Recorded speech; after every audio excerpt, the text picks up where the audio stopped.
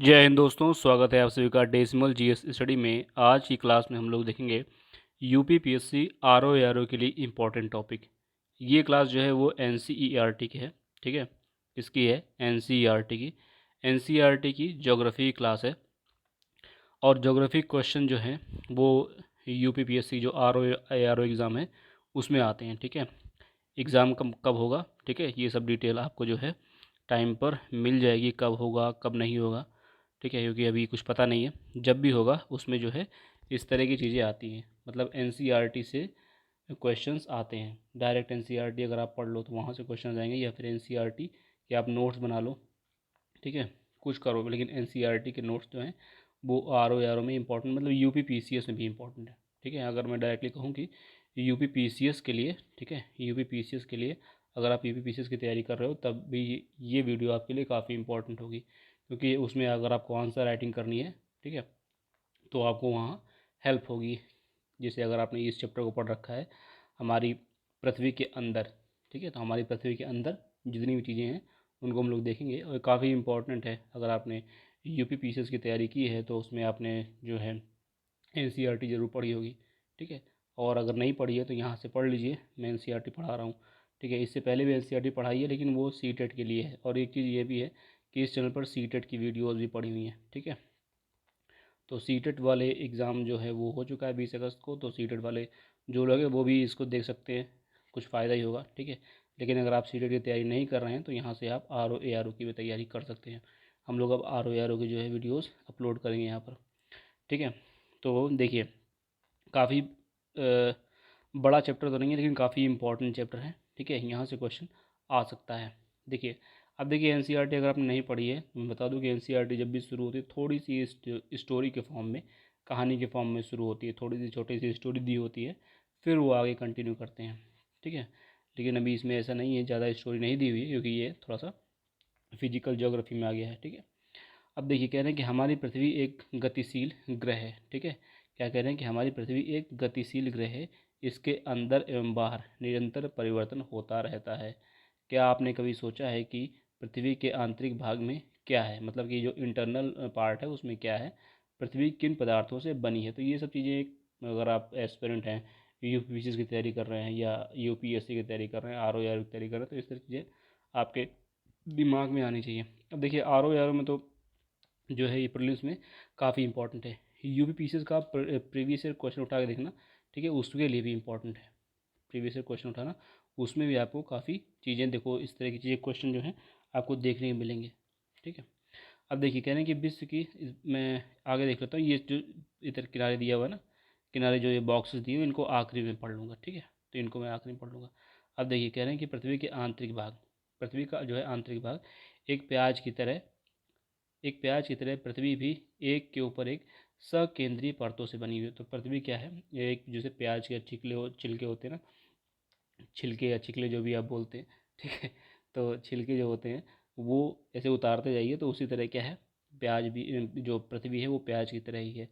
पृथ्वी की सतह की सबसे ऊपरी परत को परपटी कहते हैं। तो ये इम्पोर्टेंट है कि सब पृथ्वी की सबसे ऊपरी परत क्या होती है, जो है वो परपटी कहलाती है। तो पृथ्वी की सबसे ऊपरी जो परत है वो परपटी कहलाएगी। आप नोट्स अगर बनाएंगे तो ऐसे बस मतलब कि चैप्टर का नाम डाल लीजिएगा। अब इसे यहाँ पे परपटी लिखा हुआ है, ठीक है, परपटी लिखा हुआ है, ऐसे परपटी हेडिंग डाल के बॉक्स में बंद करके आगे लिख लीजिए पृथ्वी की सबसे ऊपरी परत। इस तरह नोट्स बनते जाएंगे। ये सबसे पतली परत होती है। कैसी परत होती है, सबसे पतली परत होती है। ये महाद्वीपीय संहिता में 35 किलोमीटर एवं समुद्र में केवल 5 किलोमीटर है, ठीक है। तो महाद्वीप में कितने किलोमीटर है, महाद्वीप संहिता में ये 35 किलोमीटर, ये पूछ सकते हैं, ठीक है। ये इंपॉर्टेंट है कि महाद्वीप में कितनी होती है और जो समुद्र में कितनी होती है, ठीक है। तो आप ये ध्यान रखिए कि महाद्वीप में 35 किलोमीटर, ठीक है, और समुद्री सतह में 5 किलोमीटर। जैसे यहाँ परपटी आपने डाला है ना, इसे अगर नोट्स बना रहे हैं तो परपटी से डाल लीजिए और यहाँ पर आगे लिख लीजिए महाद्वीप 35 किलोमीटर, ठीक है, 35 किलोमीटर, ये महाद्वीप आगे लिख लो, और फिर आगे नीचे लिख लो 5 किलोमीटर, और ये समुद्र, ऐसे लिख लो। बस परपटी के जितनी चीज़ें हैं वहाँ पे आपको मिल जाएंगी, रिवीजन करने में आसानी होगी, क्योंकि किताब दोबारा पढ़ नहीं पाएंगे। महाद्वीप संहिता मुख्य रूप से किसकी बनी होती है, सिलिका और एल्यूमिनियम की।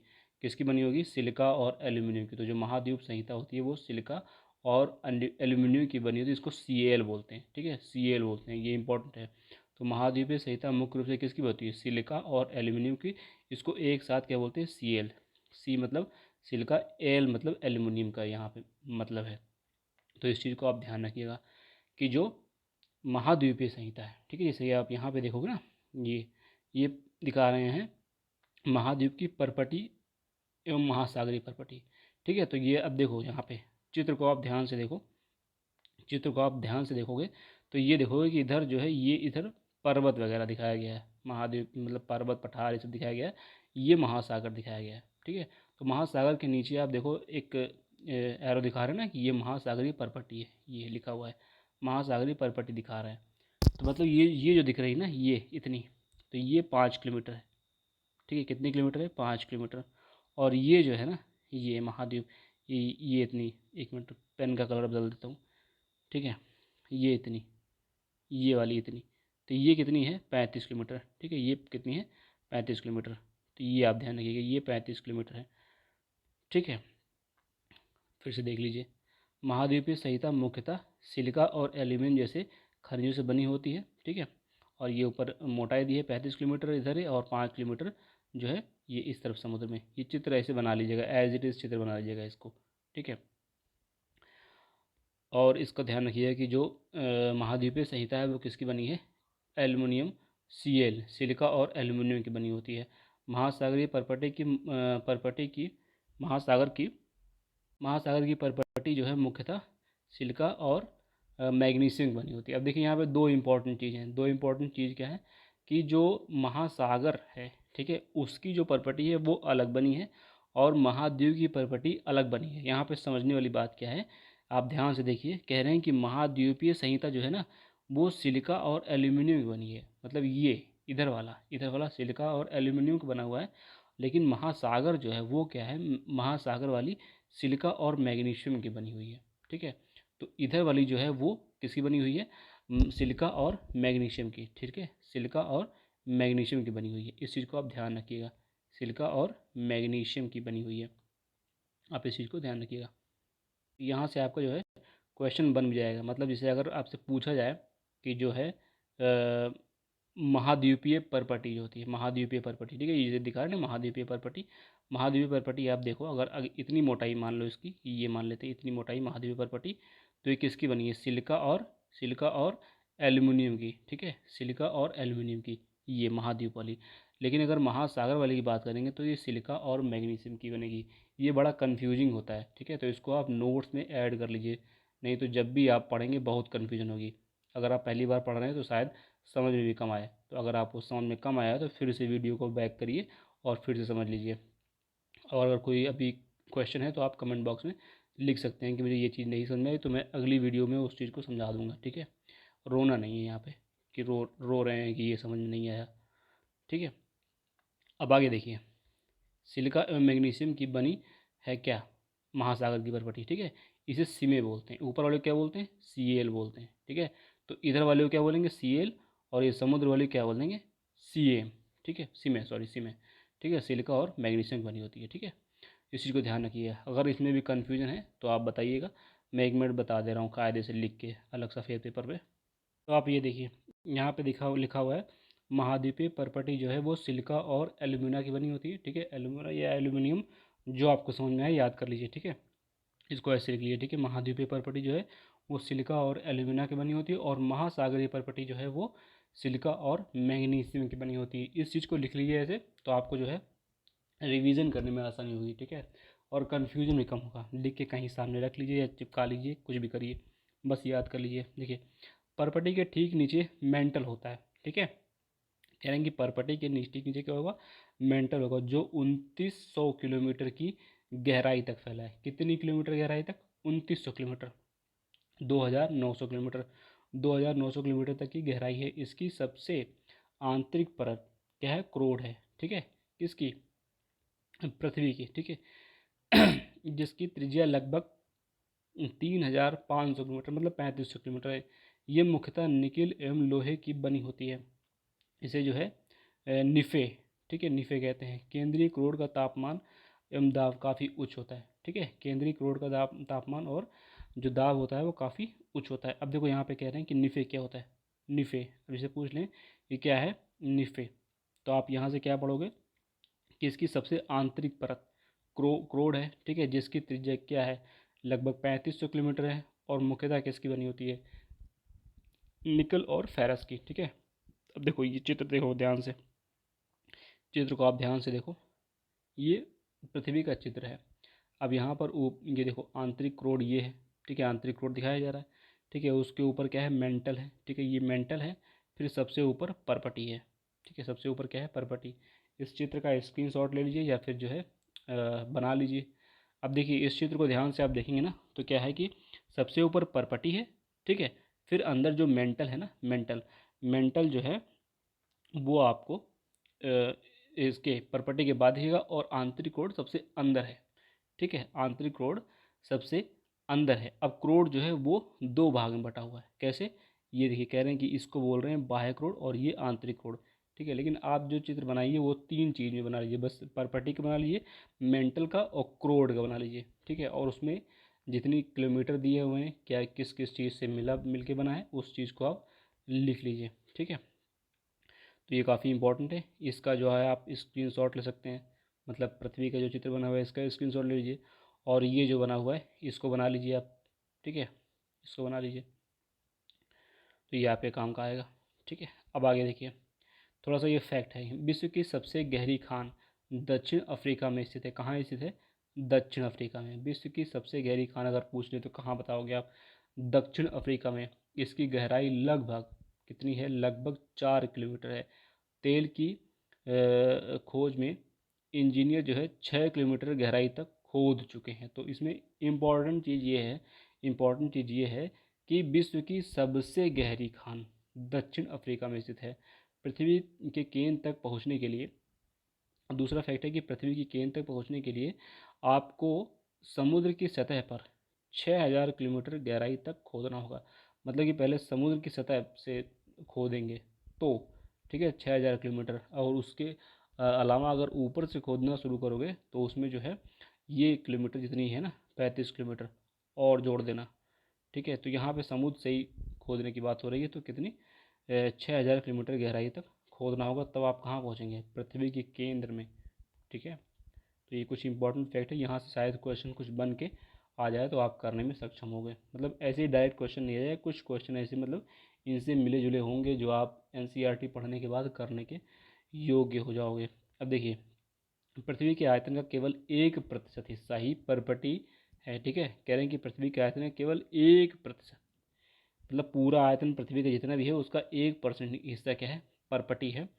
84% जो है मेंटल है, एवं 15% जो है वो क्रोड है। मतलब कि अगर देखा जाए तो जो मेंटल है वो सबसे ज़्यादा है, क्रोड दूसरे नंबर पे है, और जो परपटी है आयतन की बात करें तो वो जो है तीसरे नंबर पे होगी, ठीक है। पृथ्वी की त्रिज्या इतने किलोमीटर है, वैसे कोई याद करने वाली चीज़ नहीं है, फिर भी याद कर लीजिए, क्या पता, है ना, कभी पूछ ही लें स्टेटमेंट देकर, जैसे स्टेटमेंट वाले क्वेश्चन आते हैं ना, पहली स्टेटमेंट, दूसरी स्टेटमेंट, फिर एक सही, केवल एक सही, केवल दो सही, ठीक है, एक और दो सही, ना तो एक सही ना तो दो सही, तो इस तरह के चीज़ों में आ सकती है कि पृथ्वी की त्रिज्या इतने किलोमीटर है। तो ध्यान रखिए कि एनसीईआरटी में दिया हुआ है तो शायद कहीं पूछ ही लें।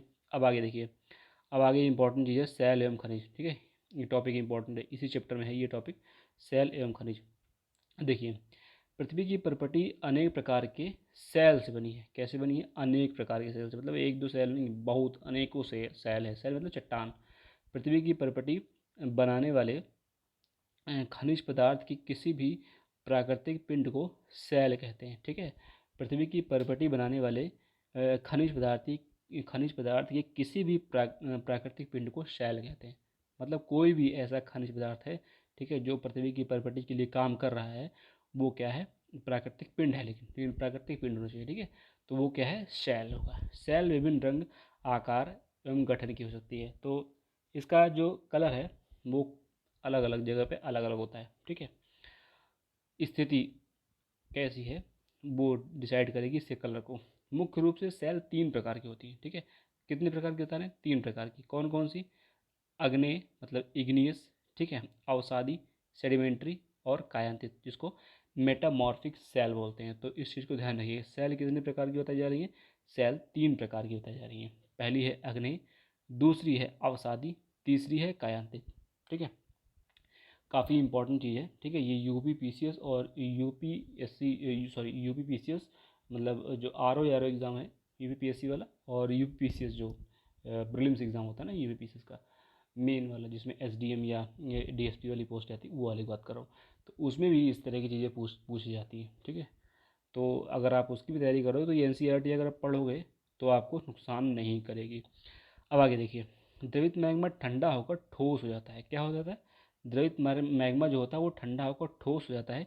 इस प्रकार बने सेल को अग्नेय सेल कहते हैं। मतलब कि जो मैग्मा होता है ना, पृथ्वी के अंदर से जो लावा निकलता है वो बाहर आकर क्या होता है, वो ठंडा हो जाता है। उसके बाद जो चट्टान बनती है वो क्या होती है?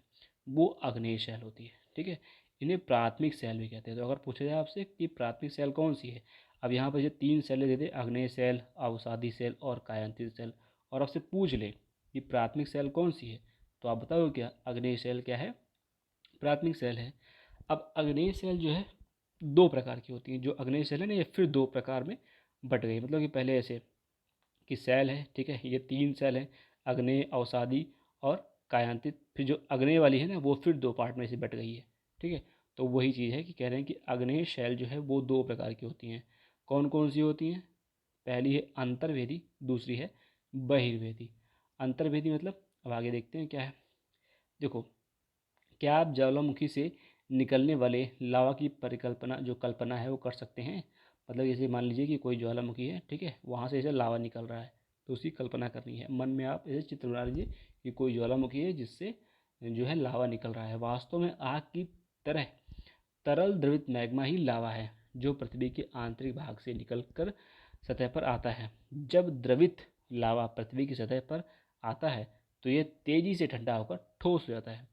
परपटी पर इस प्रकार बने सेल को बहिर्वेदी अग्नि सेल कहते हैं। ठीक है, अब देखो कुल मिलाकर के ये समझो, मतलब कि जैसे ये मान लीजिए कोई ज्वालामुखी है तो ज्वालामुखी लाल से बना दो। ज्वालामुखी खतरनाक होता है ना, तो लाल से बना दे रहा हूँ। मान लीजिए थोड़ा मोटा पेन कर दे रहा हूँ।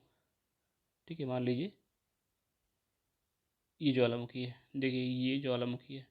ठीक है, ये यहाँ से लावा निकल रहा है। ठीक है, ऐसे लावा निकल रहा है। जो लावा बाहर निकल के ठंडा हो गया, मतलब ऐसे नीचे से लावा आया, ठीक है, ऊपर आया, और जो लावा बाहर निकल के ऐसे ठंडा हो गया, वो क्या हो गया? बहिर्वेदी बहिर्वेदी अग्नि शेल बनाएगा। ठीक है, लावा आया ऐसे यहाँ पे ठंडा हो गया और ये चट्टान बन गया। ठीक है, तो ये क्या होगा? बहिर्वेदी अग्नि शेल। लेकिन लेकिन कभी कभी स्थिति क्या होती है कि लावा आया, अब देखो नीले से कर दे रहा हूँ, ये लावा ऊपर आया लेकिन ये क्या हो गया? यहीं ट्रैप हो गया, मतलब बीच में ही फंस गया और यहीं फंस करके ठंडा हो गया। ठीक है, यहीं फंस करके अगर ठंडा हो गया, ठीक है, तो वो क्या होगा? वो अंतर्भेदी होगा। ठीक है, 2 तरह की सेल बताई गई है, एक अंतर्भेदी सेल, एक बहिर्भेदी। बहिर्भेदी मतलब जो बाहर आके पिघल गया वो बहिर्भेदी, और जो अंदर ही ट्रैप होकर के, सॉरी बाहर आके पिघल गया बोल दिया, बाहर आके ठंडा हो गया और चट्टान बन गया, तो वो क्या होगा? बहिर्भेदी। ठीक है, और जो अंदर ही चट्टान बन गया वो क्या होगा? अंतर्भेदी। बस इतनी सी बात है। अगर आपको समझ में आ गया तो आपको बहिर्भेदी और अंतर्भेदी सेल समझ में आ गई। ठीक है, आगे देखिए, इसकी संरचना बहुत महीन दाने वाली होती है। उदाहरण के लिए बेसाल्ट। तो बहिर्वेदी अग्निशैल का एक उदाहरण आप लिख लो नोट्स में, बेसाल्ट। दक्कन पठार बेसाल्ट सेल से ही बनाया। तो जो दक्कन पठार है ना, जैसे दक्षिण भारत का ये पार्ट देखोगे ना, तो वो दक्कन का पठार जो है वो किससे बना हुआ है? बेसाल्ट से बना हुआ है। ठीक है, इस प्रकार बने ठोस सेल को, सॉरी एक लाइन ने छोड़ दी। देखिए यहाँ पे कह रहे हैं कि, तो ये समझ में आ गया होगा कि बेसाल्ट क्या होता है। ठीक है, दक्कन का पठार जो है बेसाल्ट से बना हुआ। आगे देखिए, द्रवित मैग्मा कभी कभी भू परपटे के अंदर जो है गहराई में ठंडा हो जाता है। इस प्रकार बने जो ठोस सेल है उसको अंतर्वेदी अग्नि शेल कहते हैं। ठीक है, तो इस चीज़ को ध्यान रखिए कि बहिर्वेदी क्या होगी? मतलब बह के बाहर आ गया। ठीक है, ज्वालामुखी से बह के बाहर आया लावा और ठंडा हो गया तो बहिर्वेदी सेल बनाएगा, और ज्वालामुखी अंदर ही फंस गया तो अगर वो ठंडा हो गया तो वो अंतर्वेदी आग्नेय सेल बनाएगा। ठीक है, धीरे धीरे ठंडे होने के कारण ये बड़े दाने का रूप ले लेते हैं। ग्रेनाइट ऐसे ही शेल का उदाहरण है। ठीक है, तो ग्रेनाइट आपने देखा ही होगा। ठीक है, ग्रेनाइट अगर नहीं देखा तो गूगल पे सर्च करिए ग्रेनाइट। आपको दिख जाएगा। आपके आसपास भी ग्रेनाइट शायद हो, ठीक है, तो ग्रेनाइट आपको दिख जाएगा।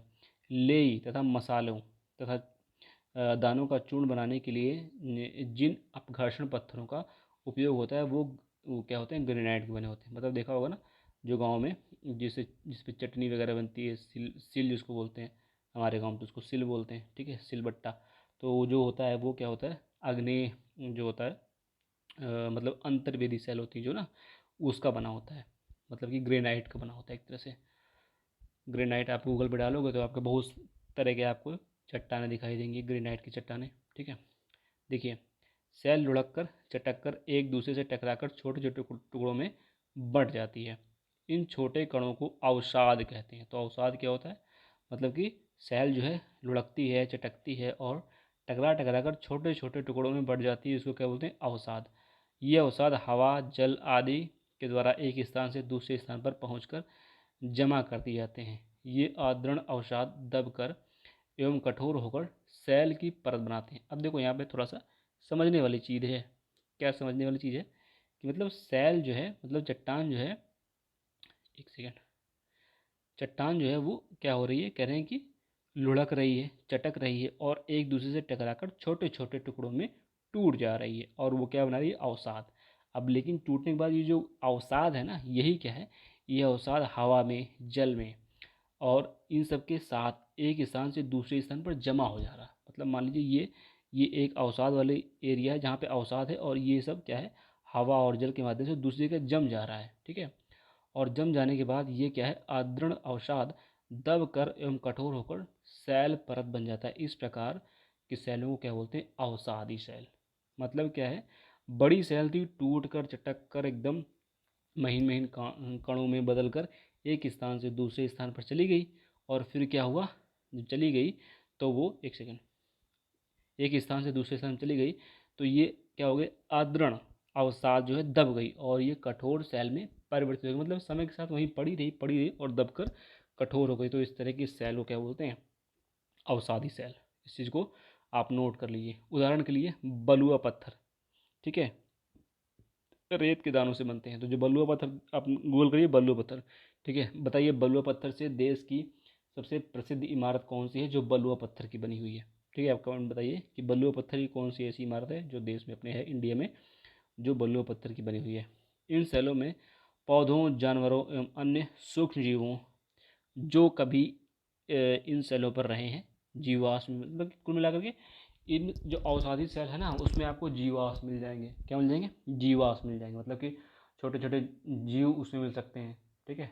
कोई छोटा मोटा कीड़ा मकोड़ा कभी दब गया हो उसमें, और वो दबने के बाद उसी अवसादी सेल के साथ जो है, समय के साथ कभी किसी ने चट्टान को तोड़ा या उसमें कुछ ढूंढा तो उसमें उस और आपको क्या मिल जाएगा, और वो जो जीवाश्म है वो मिल सकता है। तो अगर पूछा जाए कि जीवाश्म किस सेल में मिलता है, तो जीवाश्म अवसादी सेल में मिलता है। किस में मिलता है, अवसादी सेल में। आग्नेय चट्टानों में या अंतर्वेदी सेल में या बहिर्वेदी सेल में जीवाश्म नहीं मिलेगा। अवसादी वाले में आपको जीवाश्म मिलेगा, ठीक है, जीव जंतुओं का, सूक्ष्म जीवों का, इन सब का, ठीक है। आग्नेय एवं अवसादी सेल उच्च ताप एवं दाब के कारण कायांतित सेल में परिवर्तित हो सकती हैं। तो जो आग्नेय और अवसादी सेल हैं, ठीक है, आग्नेय सेल और अवसादी सेल दोनों दोनों की बात है यहाँ पे।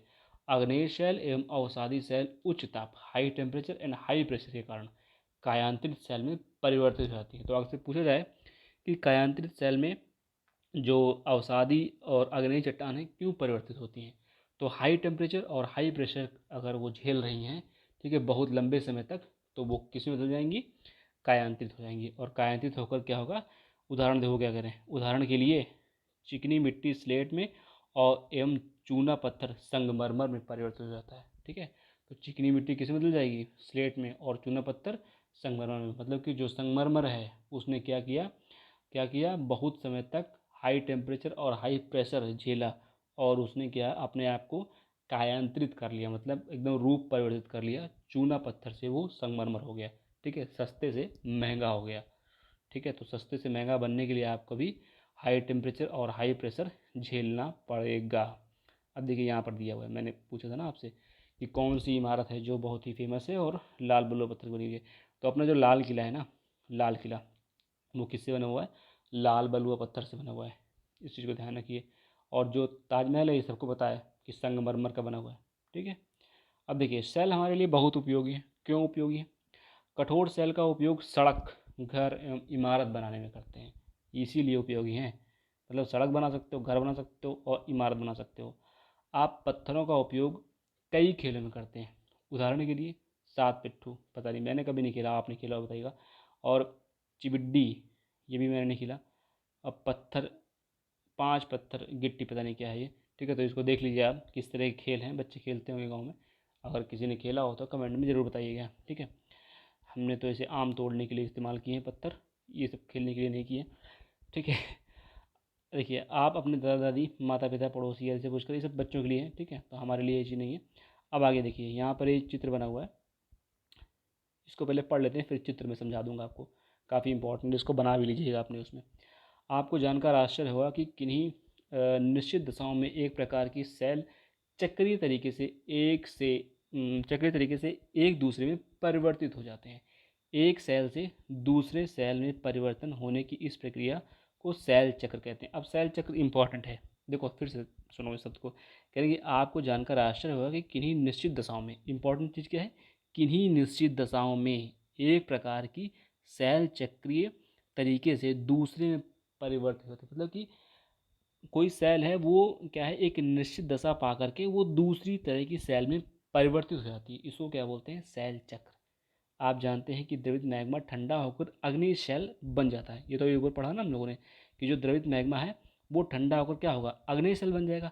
अग्नि शेल छोटे छोटे टुकड़ों में एक स्थान से दूसरे स्थान पर स्थानांतरित होकर अवसादी सेल का निर्माण करेंगी, ठीक है।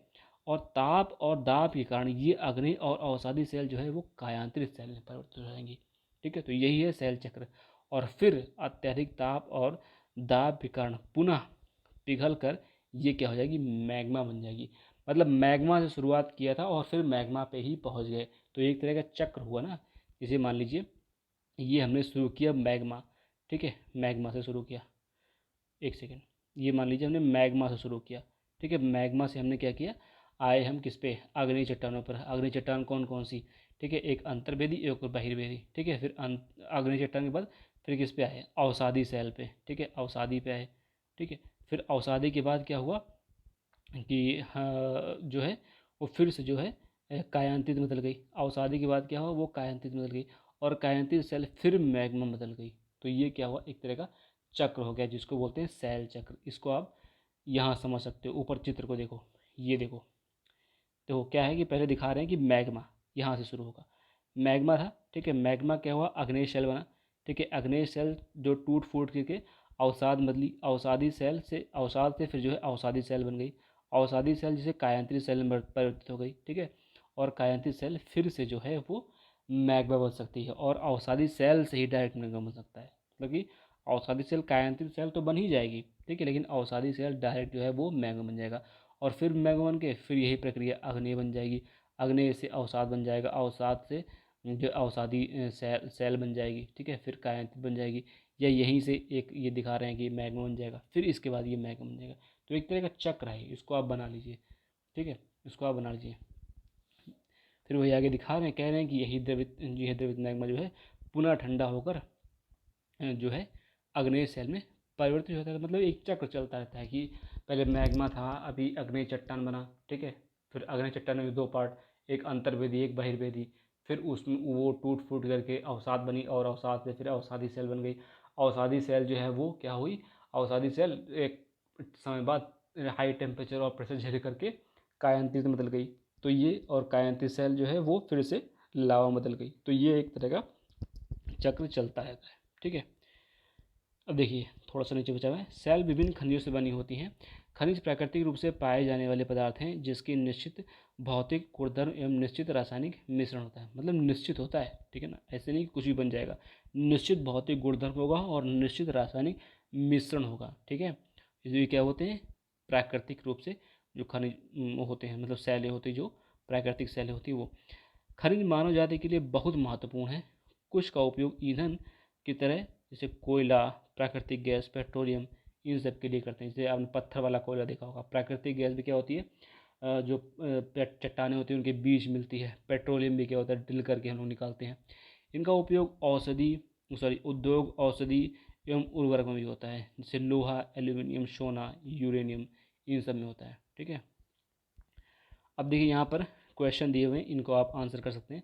ठीक है, जैसे ये पहला क्वेश्चन है। ठीक है, द्रवित मैग्मा से बने सेल, आपको आंसर करना है द्रवित मैग्मा से बने सेल का नंबर जो है वो आप कमेंट में लिख सकते हैं। खा नंबर का क्या होगा, गा का क्या होगा, घा का क्या होगा, चा का क्या होगा, इन सब का आप जो है आंसर जो है कमेंट में लिख सकते हैं। और ये जो है ये मिलान दिया हुआ है, इसको आप प्रैक्टिस करिए। ठीक है, ये क्वेश्चन जो है इनको आप पढ़ के देखिए और थोड़ा थोड़ा लिख लीजिए। इन्हीं के नोट बना लेंगे ना, ये कायंती सेल क्या है, छोटे छोटे नोट बना लो। और पृथ्वी की 3 जो है परतें कौन सी हैं, सेल क्या होता है, 3 प्रकार की सेलों के नाम लिखो। यही नोट्स बना लेंगे तो आपको जो है काफ़ी फ़ायदा हो जाएगा। मतलब इन्हीं क्वेश्चंस का जो है आंसर अगर करके आप एक नोट्स में सफ़ेद पन्ने में, मतलब ज़्यादा नहीं, 1-2 पन्ने के अंदर सारा नोट बना लीजिए। ठीक है, पूरे चैप्टर का। तो ये काफ़ी इंपॉर्टेंट चैप्टर था U P P C S R O के लिए। ठीक है, या फिर यू पी सी एस जो है मेन वाला U P S C exam होता है, मतलब कि जो एस डी एम या डी एस पी वाली पोस्ट होती है उसके लिए बता रहा हूँ। ठीक है, उसमें आपको आंसर लिखना होता है। ठीक है, आंसर राइटिंग करनी होती है। तो अगर आपने इस तरह की चीज़ें आप पढ़ रहे हैं, ठीक है, और जो फिजिकल ज्योग्राफी में अगर आपकी चीज़ें इस तरह की कवर नहीं है तो ये आप पढ़ सकते हैं।